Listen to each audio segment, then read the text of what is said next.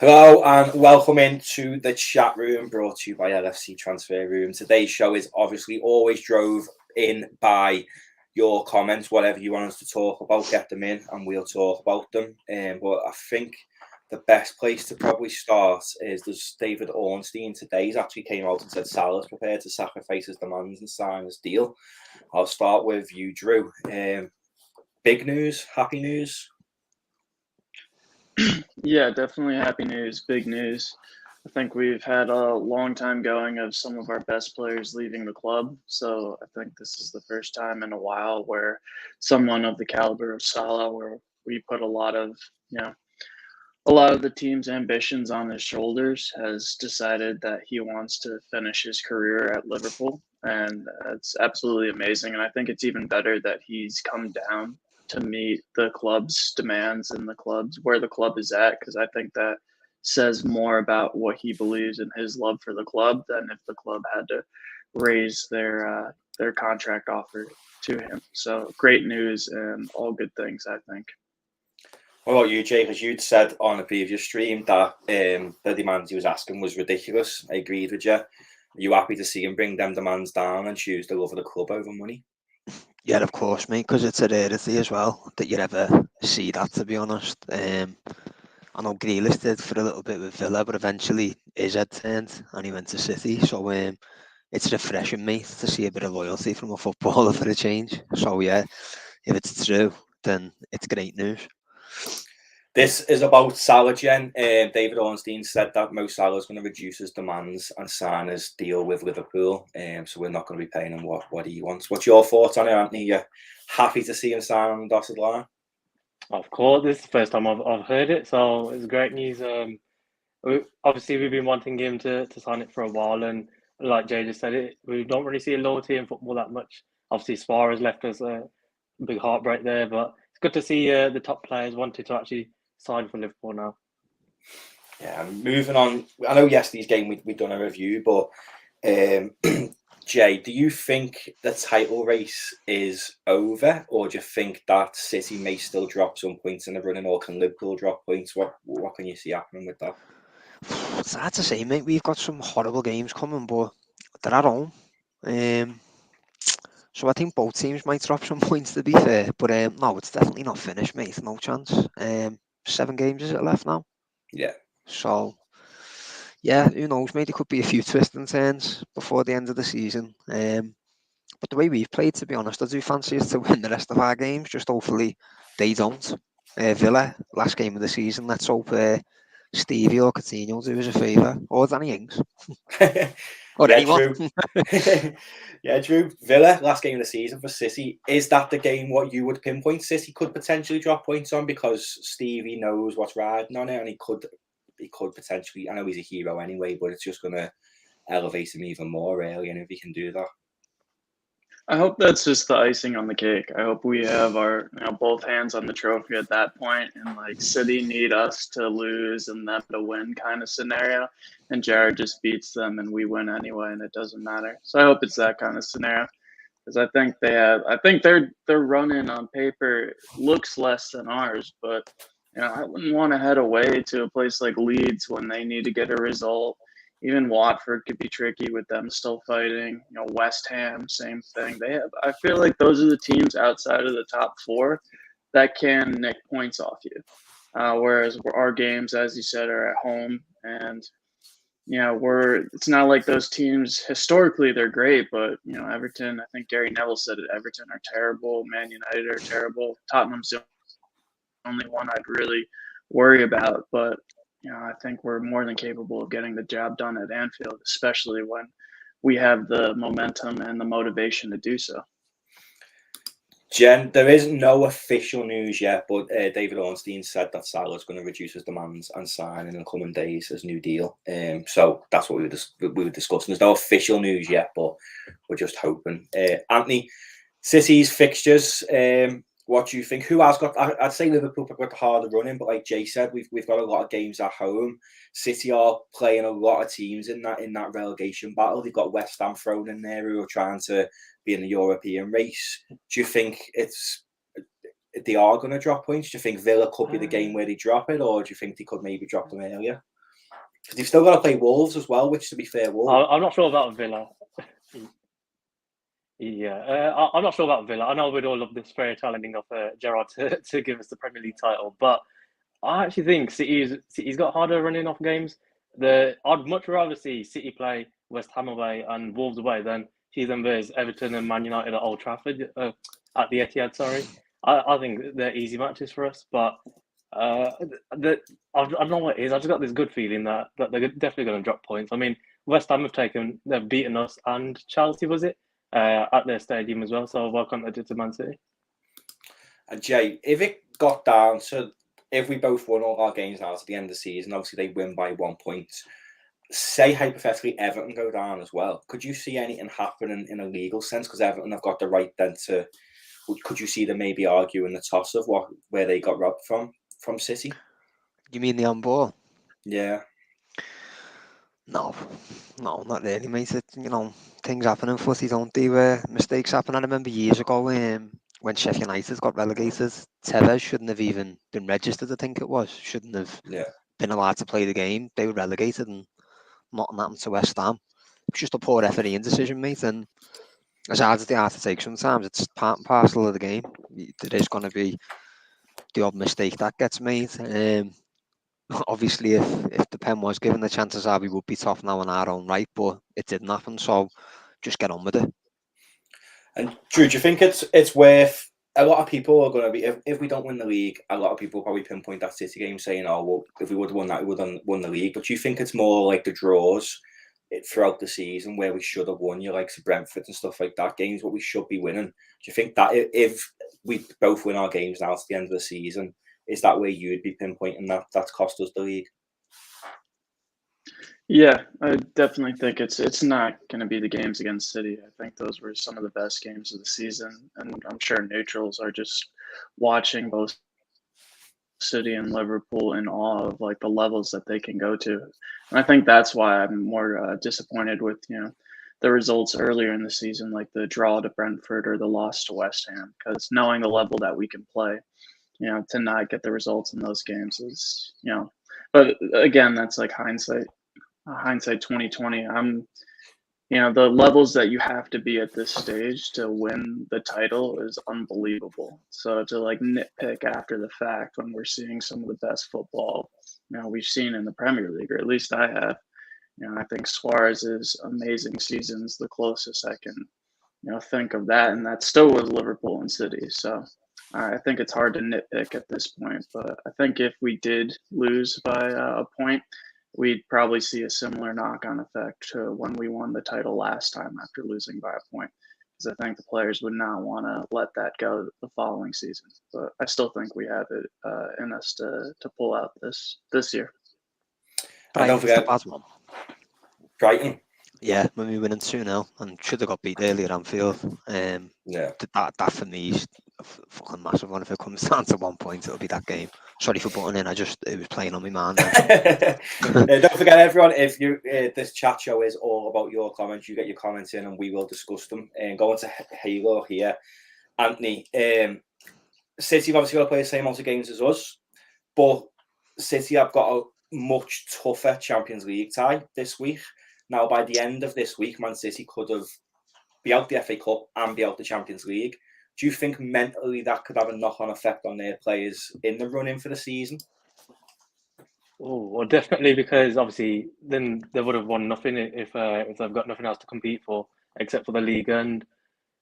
But Atletico is actually a tough match for them. Everyone's already counting Atletico out, but 1-0 lead is not bad at all for Atletico, especially they're going to be playing at their own stadium, and obviously they play us in the FA Cup, and I've got a good feeling about that as well. We're going to win the quadruple, let's put it that way.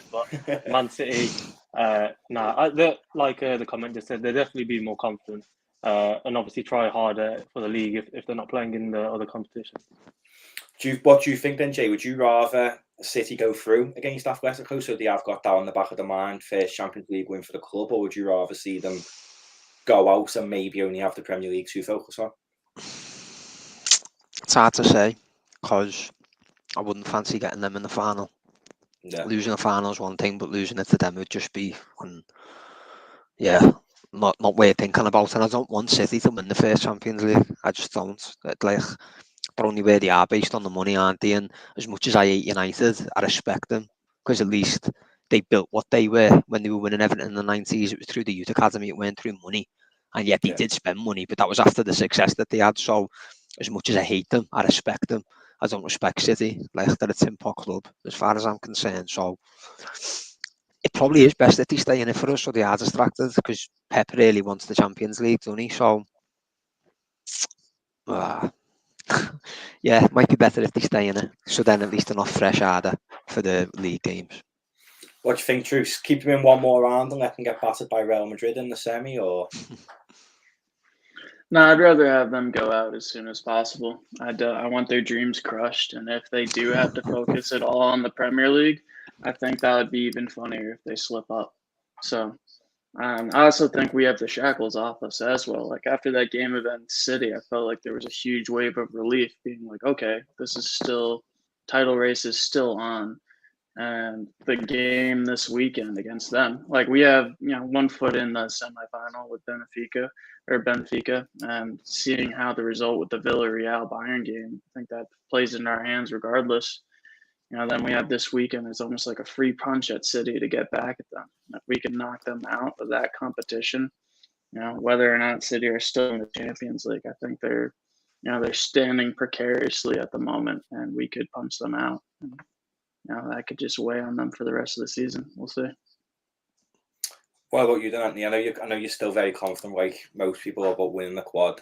But actually looking deeper into City's fixtures, every single one of their games, bar arguably West Ham and Villa and potentially Newcastle, all the teams they're playing have still got something to fight for. Where Liverpool, you're only really talking about Everton and maybe Spurs, who've got something to fight for, because I think United are done for the top 4 now. So does that, though the games on paper look harder, does that make our running that little bit easier, do you think?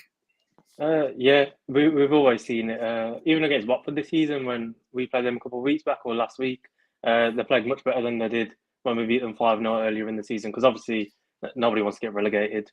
But like you said, even Wolves, they've got to play who have something to fight for. Even West Ham, I guess they're fighting for the European spots. And hopefully, you know what, they just hate Man City.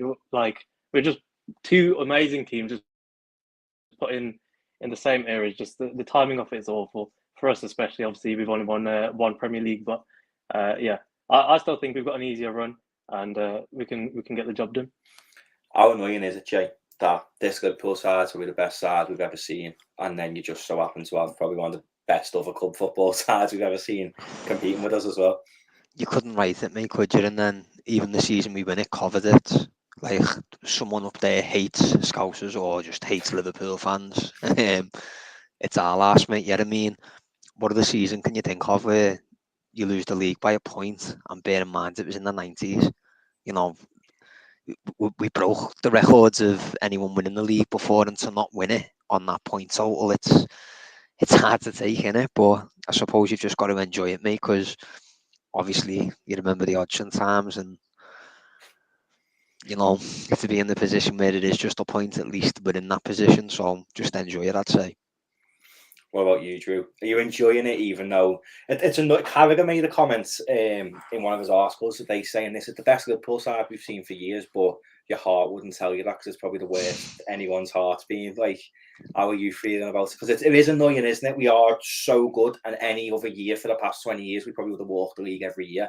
I think even if Pep weren't at City, we'd probably be walking the league every year. Yeah. How annoying is it? Yeah, it's definitely... Part of me wants like those easy, like if the City wasn't there, we'd be walking the league. We'd be walking probably every cup tournament domestically, and be able to play in the Champions League with a full squad, having won the Premier League title in April or March, even that kind of levels. But I kind of like seeing us play against this pantomime villain almost as City, because I don't know. I think that just gives us like the proper rival to face. So, and I also think it speaks volumes on how we've built up. Like, I'm surprised there's not more neutral support of Liverpool. I can understand that people want that to be their club and are maybe a little envious or jealous, but City is just a bunch of mercenaries backed by oil money, and Liverpool have literally, pardon the pun but risen from the ashes. Like, I'm sure all of us watched miserable years of Liverpool. Hodgson comes to mind for me, but to see the club build up to this point and to be able to take on someone like City, who have just literally thrown money at it, almost like a FIFA game, and we nick a title off them. We won the Champions League before them, and I think that also, like, the foundation's there to move forward. I think while losing Klopp would be huge, a huge loss, I think the base is there to move forward and to carry on. I don't know if City's going to have this after their next wave. If the Saudi money goes away, what restrictions come, whereas Liverpool for me are the front runners going forward. I want to put 2 comments up here and put it to all of you, but I'll start with you, Anthony. So Haylor said if he could, he'd sacrifice the FA Cup to win the league. But then Druv has said a Liverpool Real Madrid final, which I do think is probably looking like the most likely, because I think Liverpool can do Villarreal or Bayern in the semi, to be fair. So would you sacrifice the FA Cup if it means winning the league, and then you've then got to potentially play Real Madrid in the Champions League final, maybe lose that? Would you then I know we've won the league, but where would you rank this season if we win the league and the League Cup, and we do drop the other 2? That's a tough question. If you're asking me, would I drop the FA Cup for the league? Obviously, but if there's still a chance we can win the league, if we win the FA Cup, then probably go with that option. But it wouldn't be a failure, far from it. We'd be on 95 points, 96 points. It's just incredible numbers that us and City are putting up. And same with the Champions League. I hope we get Real Madrid. Both times we played them, obviously, we had buddy Karius and Lovren starting for us in the final. Bit of a shambles there. And then last season was just completely unfair. We had buddy Kabak and Nat Phillips at centre back. There was some dark times for us. I reckon we could do them all, but I still think we've probably got the best squad in the world at the moment. Once it fully gets flowing with Luis Diaz, once he finds his scoring boots, then it will be impossible to stop. What about you, Jay? I think you'll agree, sacrifice the FA Cup if it means winning the league, but a Liverpool Real Madrid Champions League final, it looks like it could be the option that happens. Would you prefer that than, say, a Liverpool City or Liverpool Atletico? I'd rather beat City in the Champions League final to break their hearts. There's revenge for Real Madrid and all that, but no, I'd rather beat City in the final than Madrid. And if you're asking me between the FA Cup or the league, it's a no-brainer, mate. It's the league every single time. How could it not be? And I've seen us win the Champions League twice, fortunately. Just once with the league, so even it up, 2 for each. To play devil's advocate here, Drew, I know you're probably going to say you choose the league over the FA Cup, but I really want the FA Cup this year, just for Henderson's sake, really, because then he's won a lot with Liverpool, and we haven't won it since 2006. So how much do you want to win the FA Cup? And if I'll ask you a different question, so I've asked you to actually, if we don't win the league, but we win the FA Cup and the Champions League, is it still a successful season? Yeah, 100%. I wouldn't make any deals at this point too, because I still think that we can win a lot. So, I back our chances against City this coming weekend, and I back ourselves in the league and the Champions League. I think it's all teed up for us to take it all. So, I'm making no deals at this point. But your question, that'd be a great season for me, and the FA Cup with Henderson's completed packet that has a nice feeling to it. But I want it all, and I think we can get it. Interesting comments again from Halo. Don't forget to keep getting your comments in, and we'll be discussing every comment you put in. We're here for about another 10 minutes. Tottenham, Anthony, I could back this. I think there could be a real challenge with Conte next season if he does stay. It seems like he's calmed down a bit since the other week when he was losing his mind. If City get Haaland, Tottenham are a real challenge. Is this probably one of the last seasons we're going to see 2 teams just blow the league away? Do you think it could be more competitive next season? It just depends. I think Spurs are still a bit inconsistent under Conte, I reckon. Obviously, they're built a great side, but do they have enough quality to maybe push Liverpool, Man City to 90+ points? I don't really think so. And same with City. If they get Haaland, then that means their system's going to change. They're going to have to get used to it. Obviously, playing with a striker rather than constantly rotating their wingers in that false nine role. So, I still think it'll just be us and City, to be fair. But Spurs aren't far behind. They're looking good, and they look very promising for the next couple of seasons. Haaland, Jay, if he goes to City, how much is it going to worry you? City are already boss, mate. So obviously, Haaland makes them that much better.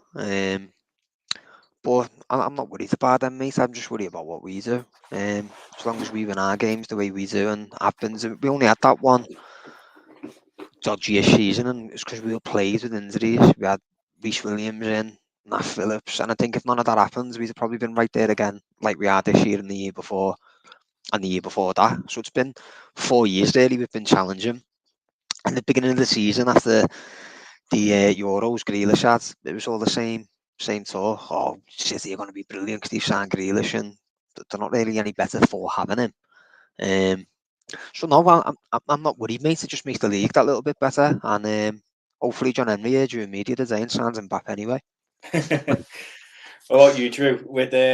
With Haaland, I'd probably echo Jay's comment, to be honest. He's coming to a league that's more difficult than he's ever played in before. Let's not forget he's played in Austria and then the German league, where the two teams pretty much dominated every year.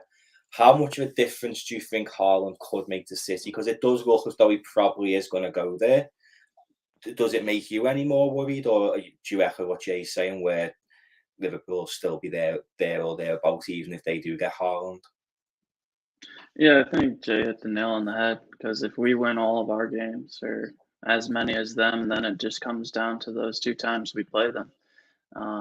But I don't know. Haaland's had terrible injury problems this year too, so that could. I'm more, if they sign Haaland, I would love if we got Haaland, or that miracle dream is still out there somewhere. But if they do get him, they're gonna have to let go some players, and if he gets injured, then how does that look moving forward? So I think it's any club would want to sign him at this point, but I don't think you could say it's cemented in stone.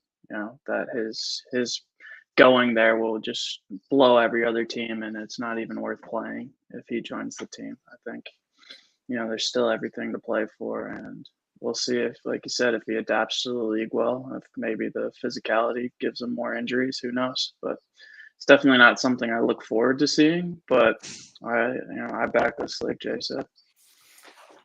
Drew makes a good point there, doesn't he, Anthony, about Haaland's injuries, and with Jen saying we're going to get some good signs, and it does seem like a big window for Liverpool as well.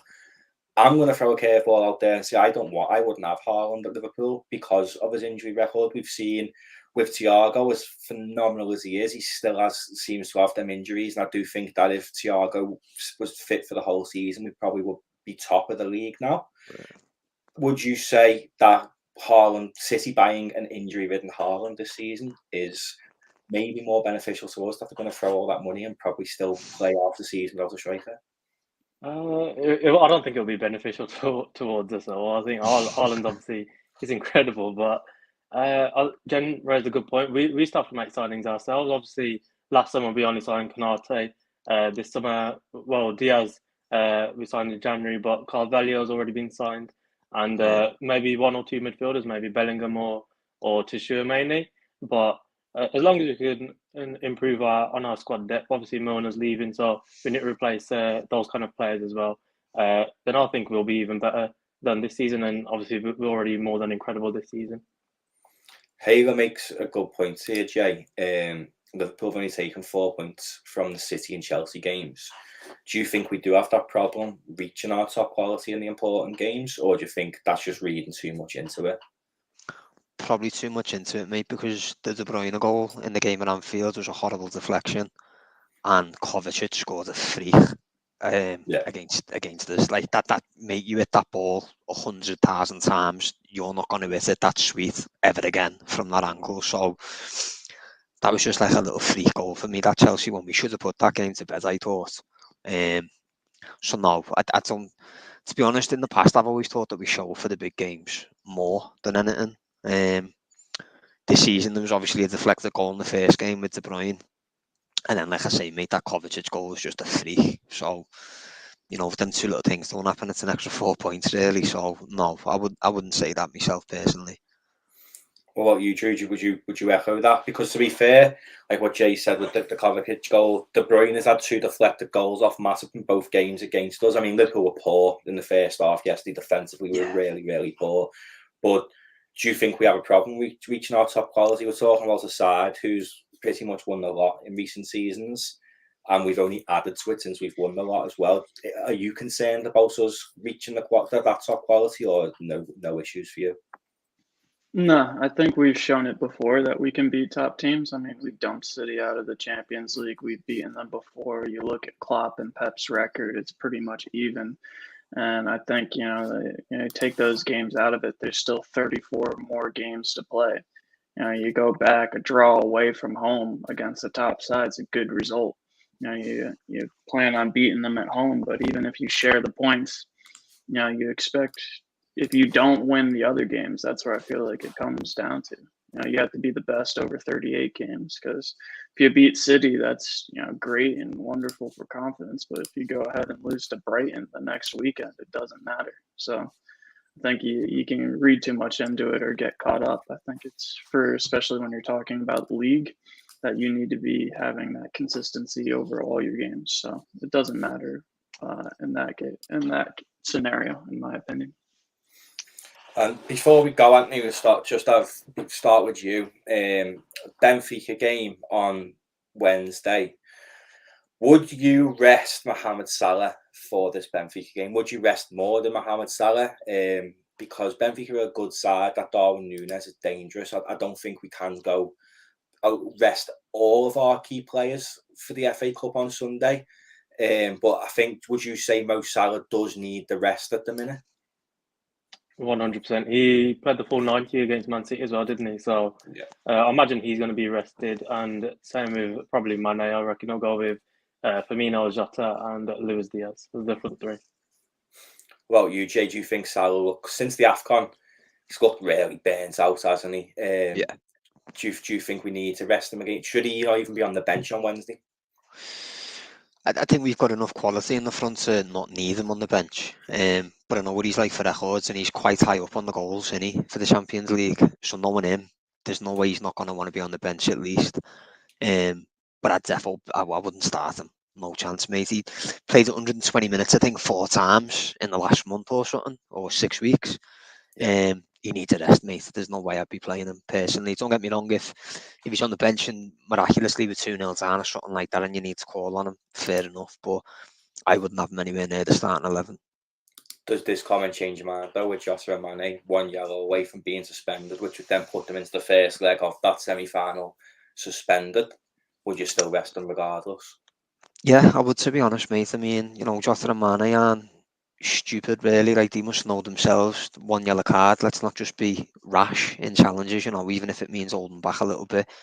2-goal cushion, but at Anfield, so there's no need to be doing stupid, reckless things, really. So no, that wouldn't change my mind. I'd rather rest Salah than, I'd definitely rest him, mate. I wouldn't change it based on that.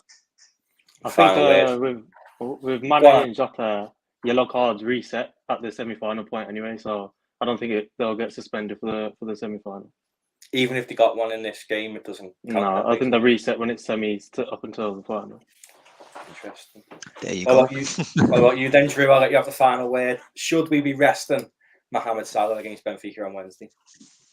Yeah, 100%, because I think you do have to keep an eye on the weekend's game against Man City. If that goes to 120 minutes, you don't want Salah then playing consecutively. Same with Mane, so I'd say rest Mane and Salah, because if we have to go 120 minutes against Man City, you don't want Salah and Mane having the run of games they've had, the amount of game time they've played in that scenario. I don't want them getting injured. This is a game we can afford to rest them. Keep them on the bench if you have that little inkling you might need them. But I think, like Jay said, we have more than enough quality to get the job done. We could just see out the game 0-0 and wash our hands ready for the next game. So rest them and then eyes on to the weekend. Brilliant. Well, yeah, we're going to leave that there. Nice one to Anthony, Jay, and Drew. Don't forget, if you are watching, to leave a like and subscribe. We have got a huge week of content for you. Tomorrow we've got a pre-Benfica stream. Then we've got the Liverpool-Benfica watch-along. We've got Transfer Central. And then we've got the City game on Saturday as well, where we've got previews, watch-alongs, post-matches. You name it, we've got it. And I'm pretty sure we're going to see Jack and Tar with their fantastic Scouts of the Broad show as well. So there's loads happening on LFC Transfer Room. So don't forget to leave a like and subscribe on the channel. And yeah, we'll see you on the next one.